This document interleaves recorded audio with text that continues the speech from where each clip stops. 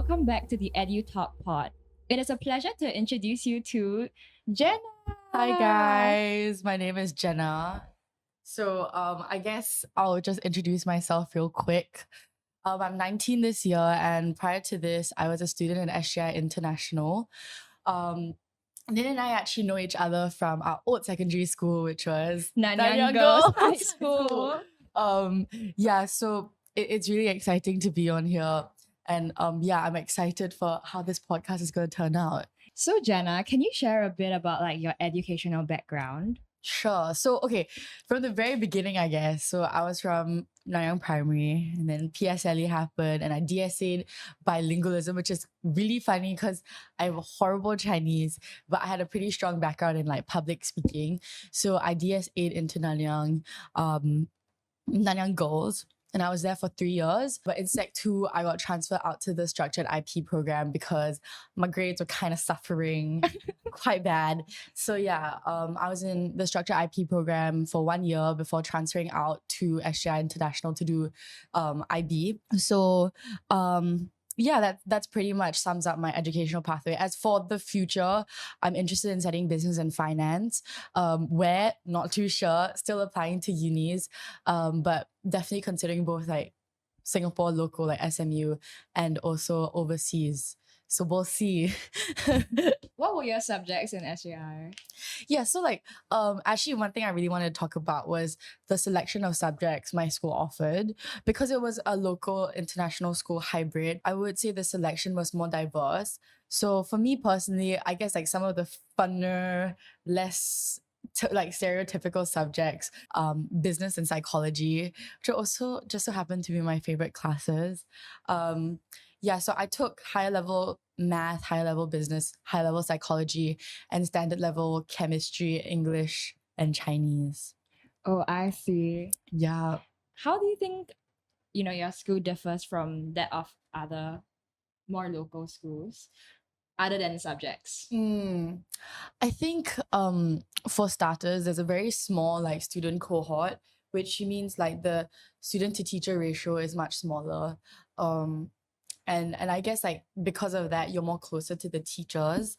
And there's also it's a very different culture. Yeah. I feel like when I transitioned from like a local to international school, there are a lot of things I had to pick up. Cultural shock. Yeah, it was like Yeah. it was a really big cultural shock. As in, first of all, like not all students are from local schools. A lot of them are from overseas. A lot of them like moved. Their parents are like expats.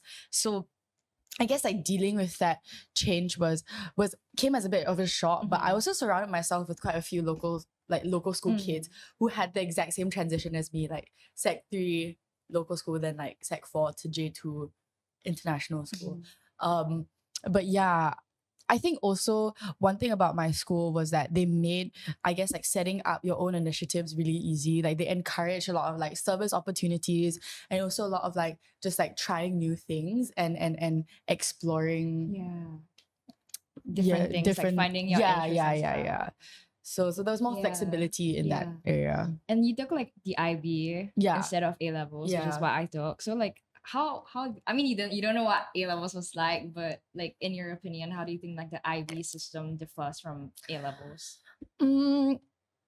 I think like both have their pros and cons, to be honest. Because my sister, she took A levels, and my mom actually made this comparison between like A levels and IB students.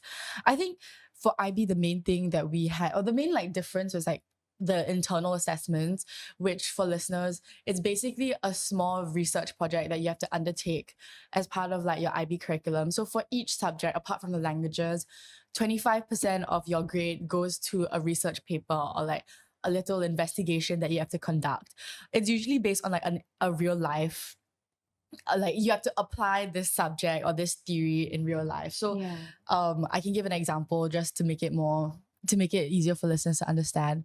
Like my math IA, for example, I use like differential equations to investigate like PSI levels in Singapore, which was honestly so hellish because for like 3 days straight, I think I was on like Google like Excel sheets trying to like go through data one by one, and it was like not the best experience. But Yeah, I mean that's one thing. I think the internal assessment definitely helps students to prepare for like uni life, especially if research is a big part of their major. So like chemistry, for example, conducting your own experiments and like writing a research paper and doing all those investigations is really useful, especially if you know that you want to do it at a higher level. Yeah. So it like gives you more like background as to what the future workforce would be like. Which I think maybe the A-level syllabus lacked. Yeah. Because it was like so theoretical. You just like study for exams and you have like a real life application. Well, I mean, like, I guess like a good thing about A-levels is like the discipline it gives you. Yeah, I guess you like hard work. Yeah, like the work ethic. Yeah, the work ethic. For sure. Like I see like my A-level friends, they study so damn hard and I respect them so much. Just like I'm in the library, just like doing my stuff, and then they're like on a whole different level of like, it's like just a very different system. So, you know, talking about like what the difference between like A-levels and like the IB syllabus, maybe you want to like talk about how do you think that the educational pathway that you took, IB, prepared you adequately to enter the workforce? You know, like choosing uni degrees now. Do you think you have? Because I'm choosing uni degrees. Yeah. And I have no clue what anything is. It's like econs, business, and I just like click on like like the subject description, and I'm like reading this like one liner, and I'm like, okay, I think this is for me. So like, you like commit for it for like 4 years and like, wait, what actually is this? I don't even know what I'm like choosing as a degree. I mean, like, yes and no. Obviously, it's such a big decision that at 19, I don't know if like we're like ready for that.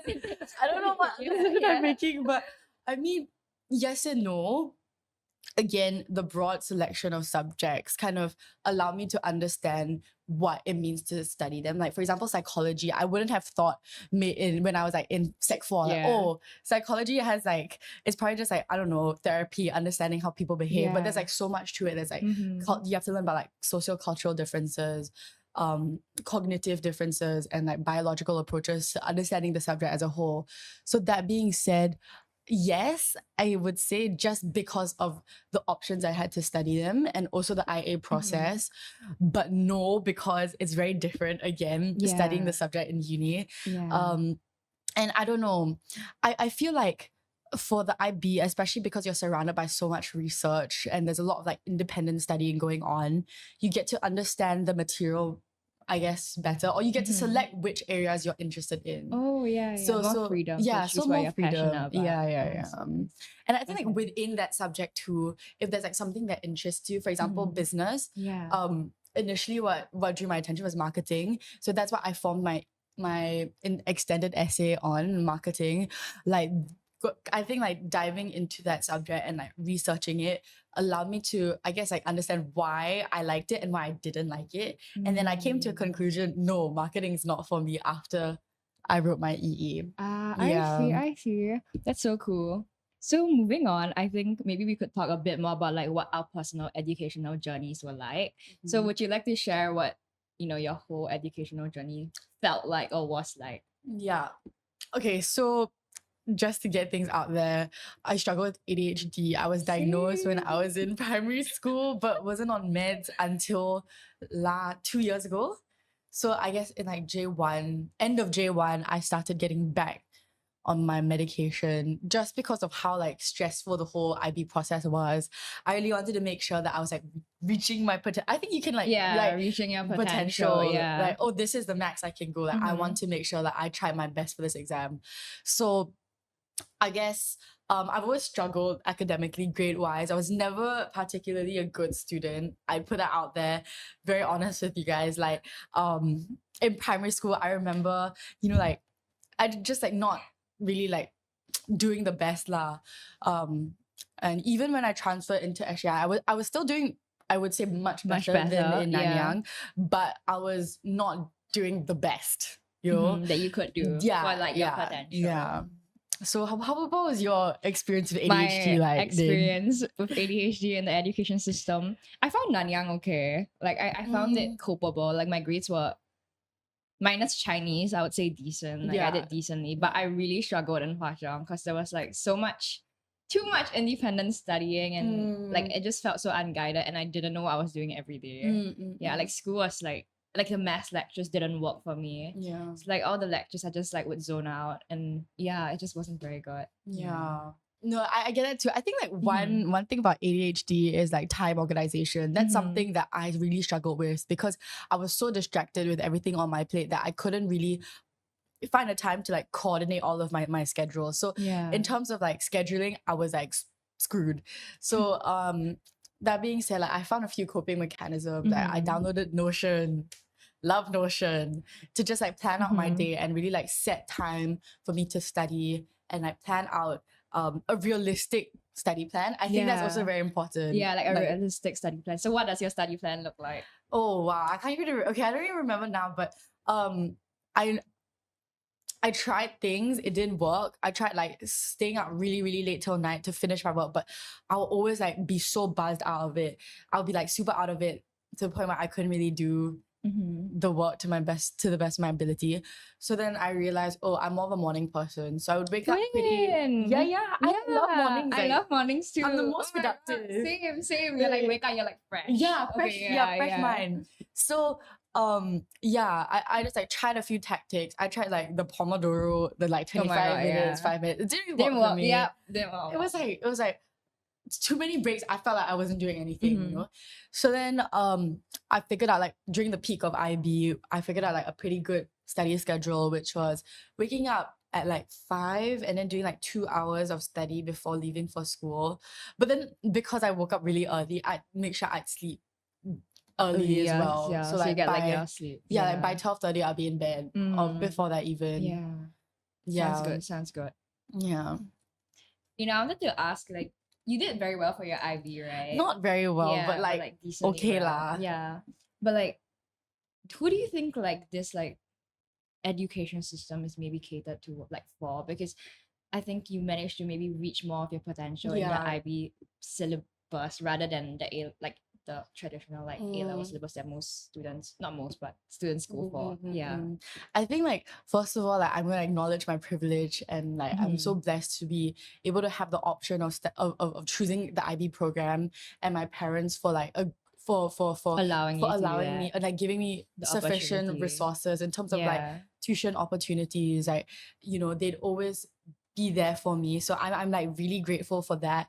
But definitely I think the education system is like catered towards people because you know how like tuition culture is very prevalent in Singapore, especially in an education system.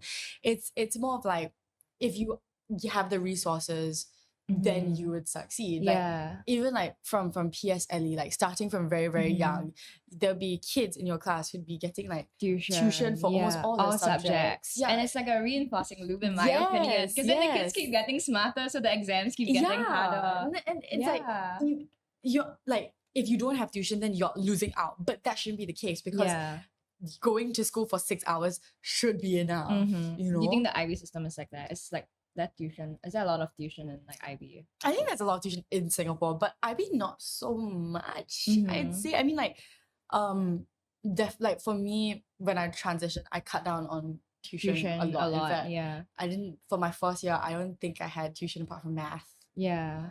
Okay. But I see. Yeah. It really just depends like what subject combi you take. Like, if you take like BCME, then of course like it's tricky. More. Then you have more, to, like, I actually think that like maybe the education system is catered towards more like neurotypical or somewhat gifted like children. Yes. Like I feel like a lot of my friends who do not like rely on tuition or stuff like that, they're also like very fast learners, like very smart in general, like naturally. No, like for sure. I think like having learning difficulties like ADHD or even like dyslexia, it puts you at a disadvantage because the material we're learning is just so advanced. I think if you compare it to like international standards, even if you were to have ADHD, you'd probably still survive. But in Singapore, it's just so hard to do it without the like proper support.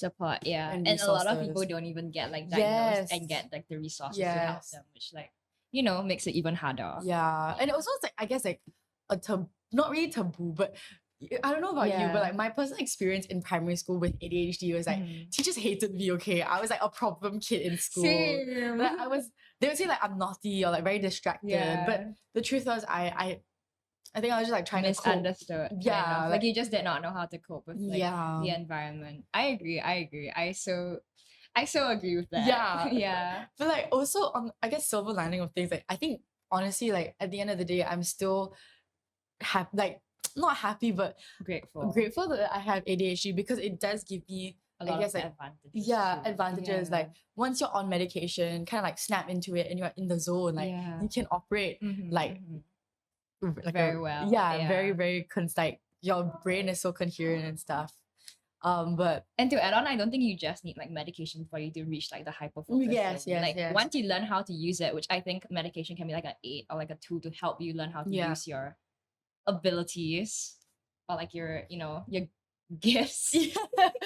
Like once you learn how to use it properly and like learn how to use like the traits that people might not find very productively, it really helps you a lot. Like for me, I feel like I have a lot of energy because I have ADHD. I have so much attention, so I can do like so many projects at once. And I can, if I get into it, I can like not sleep for a while and it doesn't really affect me. I still have like so much energy because I'm so passionate about what I'm doing. I mean, like also like building on the point where like medication's not it all. It doesn't really help you with everything. It's true, because if you don't have the intention to like be focused, right, the medicine's not really going to do much. The medication just helps you if you need like extra help, but you don't have to go on it. Also in Singapore, you can only go on like Ritalin. You can go on I did Concerta and Ritalin. Do you think that the system of education in Singapore is meritocratic? No. I think like quite, I think they're trying to, but at the end of the day, no. Because again, if we're talking about like giving resources and like the tuition culture, it's directly correlated with like your like financial capabilities, whether or not like you can send your child to to tuition for every single subject, you know? It's like, also because I went to Nanyang Primary, which I would say is a very kiasu environment. Very kiasu environment. Like parents are very involved in their child's learning. Like not involved in a way where but very like kiasu about it, you know? Competitive nature of things. So I mean, there's like a continuous loop of like children getting more and more tuition. And then like the education system just becoming way more competitive. I think like to add on to that, I feel like even if you don't have tuition, like let's say you're not getting tuition, the resources you get in schools are kind of different too. Oh yeah, for sure. Like I think like going to Nanyang compared to like maybe another secondary school, because we were in the IP program, like I think that we got access to much more like resources. Like we were learning like some JC content in like in Sec 3 and Sec 4 already, which already gave us like kind of an edge compared to other students. And we just had like so much more like programs. Like we had GCP, which we did not end up going because of COVID, but there was like GCP and honestly, I don't know. You know, like just like programs you would not typically that like enrich you more and helps you, you know, if you're learning and like holistic learning, I guess. So I guess like actually one thing I wanted to bring up was PSLE, because I feel like that's a huge it's like a huge milestone / breaking point for students.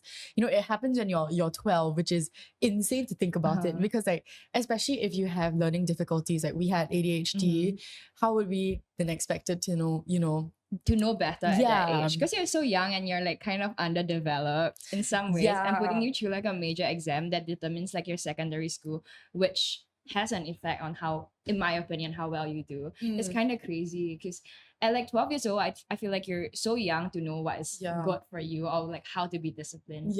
Unless like maybe your parents have like the education to know better, or like you can DSA of some sorts. And I guess like streaming is also like a huge thing that like the education system, in my opinion, it's one of like the cons of our education system. Streaming at that age is just kind of crazy, because I don't know, I think you should, especially when you're 12, right, like 11/12, kind of like determining your path for the next like 4 or 5 years is just like not fair lah.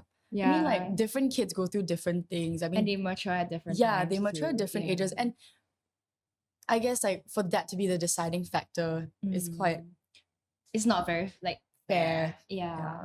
And I think like even like in primary school, if your parents speak English or they speak good English, you know, you really just get that leg up, because you know at that age a lot of like your education comes from your family too. And if you come from a family who's like that's more eloquent and more like well spoken, I think you have like a severe advantage over your peers already, because like there are some families that only speak like their mother tongue. So I think that puts them at a disadvantage too. Yeah, for sure. Like I think like the educational standard at which like you're expected to be at that age is pretty insane. Yeah. What's your personal experience of streaming in general?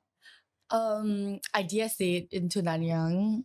So I did IP, then went to SIP, but mainly did IP. And yeah, I mean, because again, I had exposure to my DSA, which was like public speaking, that gave me an upper hand to like DSA into other schools lah. So I mean, like that being said, again, it's another conversation about like resources and how you're able to like use that to your advantage. Like if my parents had not encouraged me to take up like these opportunities in public speaking, then I really probably would not have been in Nanyang just because my PSLE grades would not have made it. Yeah, I mean, like the PSLE grades to get into Nanyang is like really high too. Yeah. Yeah. What was like SIP like?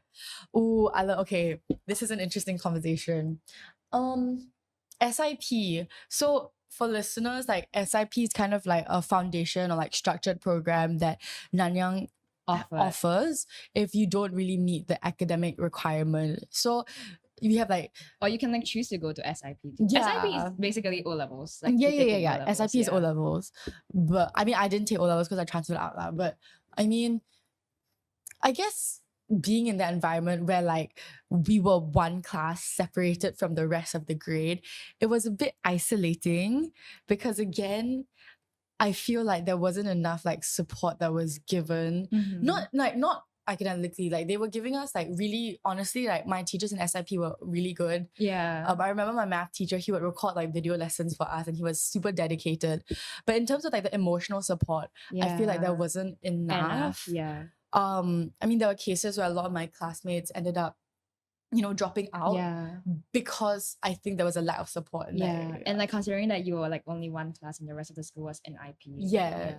And I guess like my personal experience is like when I talk to teachers about transferring out, not a lot of them kind of they did care, but I think like not a lot of them tried to convince me otherwise. They like agreed that you kind of should. In some ways. Like they weren't telling you to do it, but they were like encouraging. You know what? Just go for it. So I guess like maybe if there was a teacher who would have been like, actually, I think you should stay. Or like this Nanyang education will benefit you in the long run, stay. Then you might have stayed. I might have stayed, you know? Okay, but you don't regret like not staying out. I don't regret it. Your idea education was good too. It was like very good, very holistic too. It was holistic because I guess I was able to explore different career interests. Kind of. And back in Nanyang, I would say I was a really bad student. I'm not even gonna lie, I was very immature. I had very bad discipline.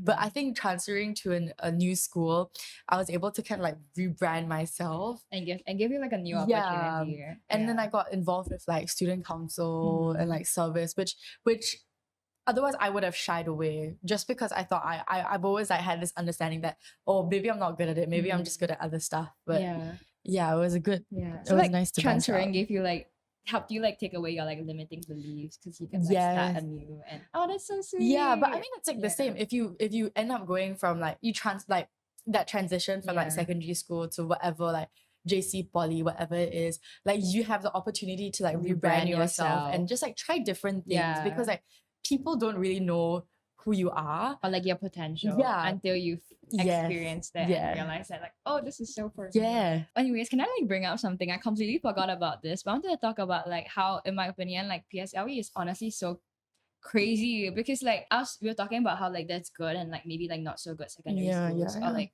elitist and not so like and you know like secondary schools.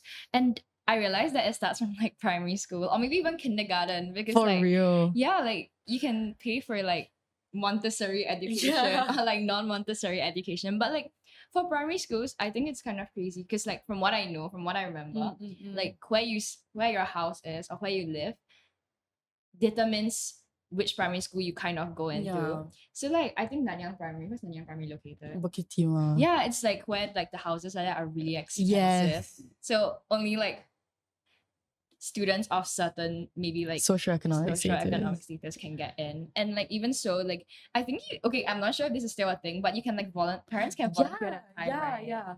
I mean, I have like little cousins who are currently in the process of like getting into primary school, and honestly, it's just like so bizarre to me because like a lot of the time, like again, Yasu culture, like parents are always wanting their kid to like go to the best primary schools, whatever. To a point where like, what's the point? Right. You know, like they're kids at the end of the day.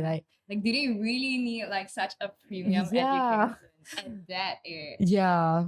And I think like you can like volunteer at the primary school, which increases your odds at getting into the primary school. But like if you're like if you have like a full-time working parent, like how are they gonna find the time to like volunteer? I think it's pretty insane, guys. It is really insane. And also, okay, I mean, I guess since we're on the topic of like elitism and like elite schools, I guess you can talk about Nanyang being like an SAP school and that cohort being majority Chinese. And the lack of diversity equals a lack of like, I guess like social understanding of like of what it means. Like, religions and like races. Like all my friends, not purposely or anything, but all my friends are the same race as me. And all my friends, well, like 80% of them are the same social standing as me in some ways. Like they're all decently affluent. Like maybe not like higher. Wait, what's it like? Higher income. Higher.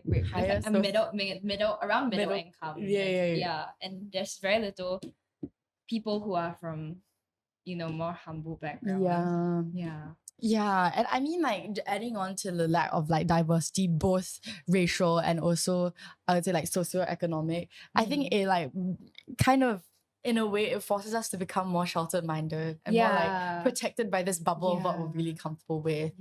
So like even like small things like social cues, right? I learned when I transferred out because like the student body was way more diverse. So even things like during Ramadan, like the social cues that you're that you're supposed to know is really important. Like, you cannot drink water around your friends who are fasting, or you cannot eat like when these are just like small things, small social cues that I wasn't able to pick up when I was in same. I agree. Also, I think like another thing I want to talk about like for PSLE and stuff, that it's kind of crazy that a kid can be labeled, like less bright than her peers or his peers at such a young age. And I think it's such a like a limiting belief that really sticks with you. So like let's say you don't do well for like PSLE, right? And then you go to like a lower tier secondary school, or like a secondary school that isn't deemed by society to be like really good or like elite.